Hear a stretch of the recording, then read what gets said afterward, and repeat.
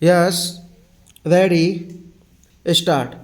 I hope when a case is detected, tried, and proved of a grave act of adulteration, then the punishment must be definite, heavy, and exemplary because unless the punishment is exemplary, it will not act as an effective deterrent.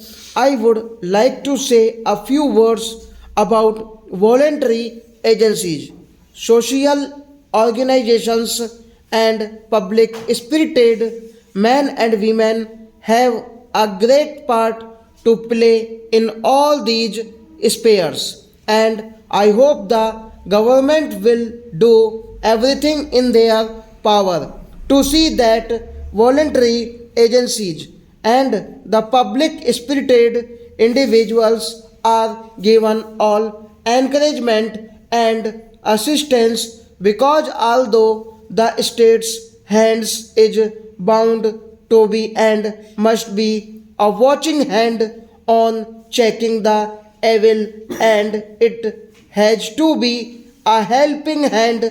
The responsibilities must be greater and stronger.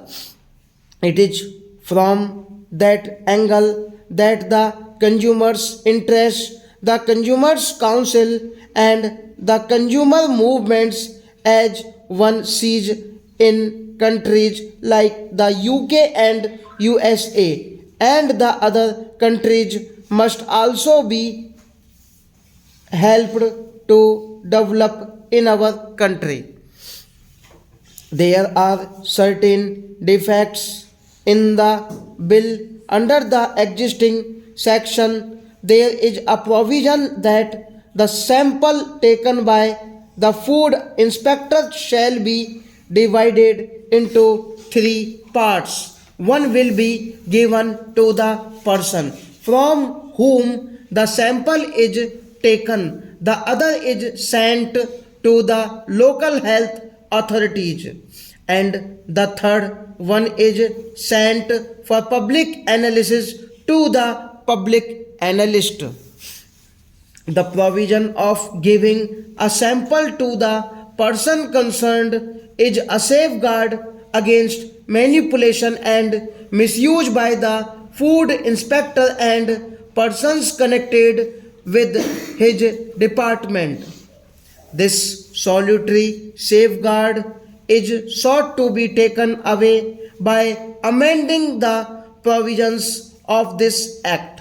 Therefore, it should be restored because the government's intention is to prevent harassment of the honest traders.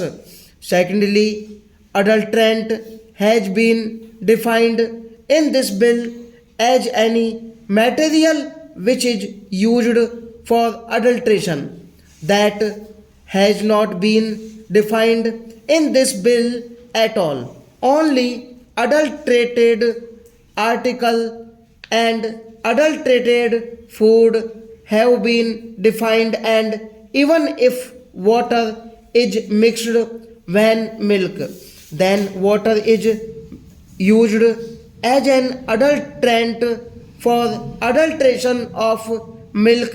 Now, therefore, is if water is stored, it will also fall within the definition of adulterant. If sugar is mixed in burfi in excessive quantity and the khoya is not mixed as prescribed, then sugar can also be said to have been used as an adulterant. Therefore, my submission is that there is no necessity of defining adulterants afresh in this bill. In the old bill, it has been laid down that any material which is used for adulteration can be seized by the food inspector. Stop.